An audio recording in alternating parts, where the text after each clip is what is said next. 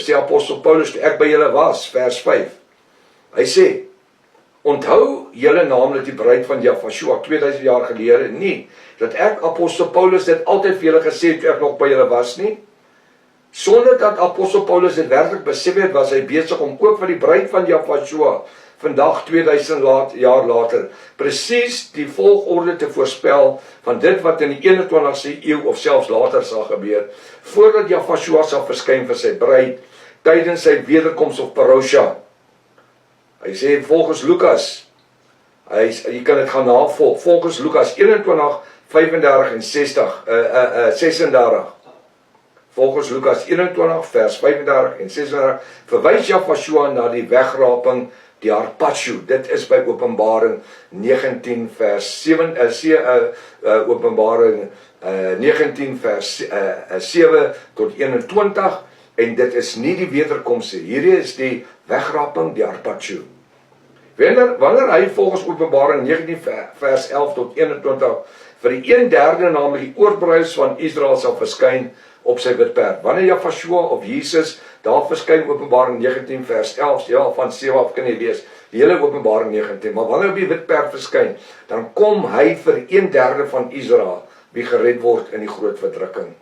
Die harpacho, niks met die kerk of die bruid te doen nie. Die bruid is in die hemel vir 7 jaar en 105 dae. Die kerk gaan deur die groot verdrukking, hulle is gemerk, al vir 7 jaar en 105 dae. Hoe kon hulle koop of verkoop sonder die merk van die antichrist? Kom ons lees, wat sê Lukas 21 vers 35 en 36. Kom ons lees wat sê hy.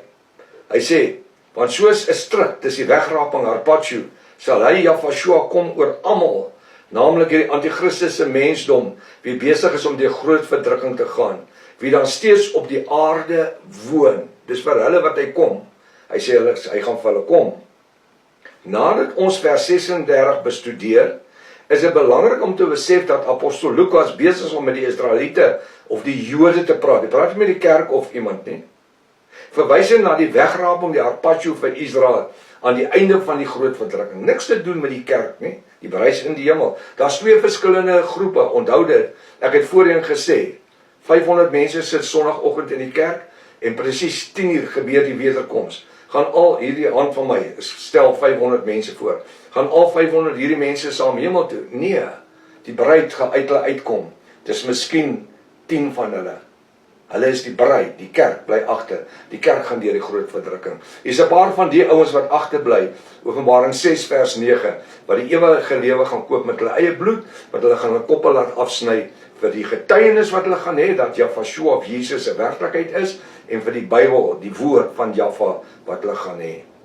Hulle gaan nie in die bruilofsmaal in nie, waar die bruid is nie. Hulle wag onder die altaar.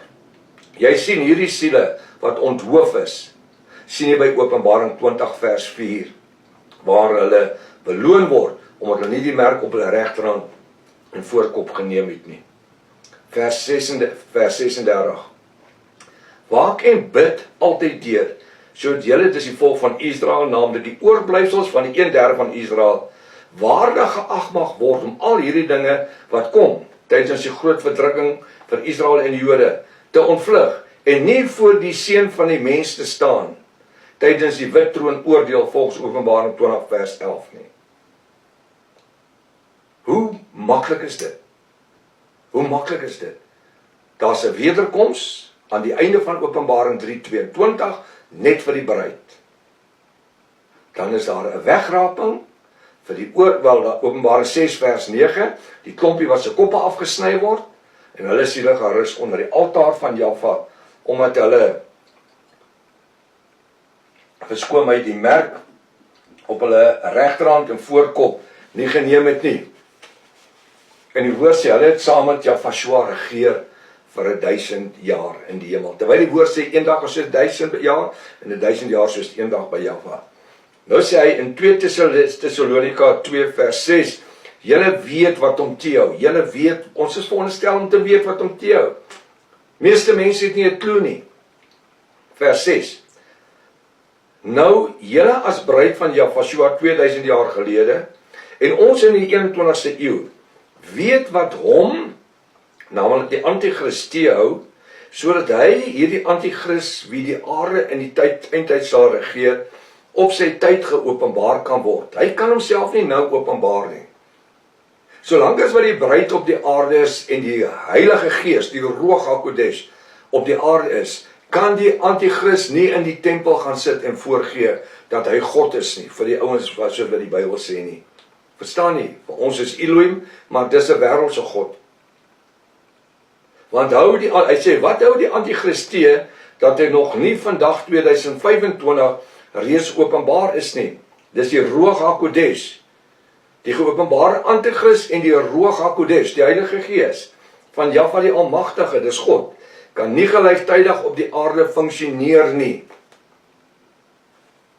Kom nou lees ons eers, wat verklaar Lukas 10 vers 22. Sien, hierdie ander skrifte is belangrik.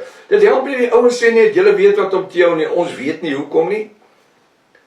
Die ou sê dit, en daai kerk sê dit, en daai ou sê dit, maar niemand kom na die woord toe en sê vir die mense, hoekom nie. Lukas 10, 22, vers 20. Alles is aan my, dis Jahwe, Jesus Christus gegee, deur my Vader, Jahwe Almagtig, dis die Here. Hy sê, alles is aan my, Jahwe, oorgegee deur my Vader, Jahwe Almagtig. En niemand weet wie die Seun, Jahwe, of Jesus Christus is nie, behalwe die Vader. Dit klink ons nie reg nie. Hoe kan ons sê, niemand weet wie die Seun is nie, behalwe die Vader nie? Ons weet dan wie die Seun is. Ek weet wie die Seun is.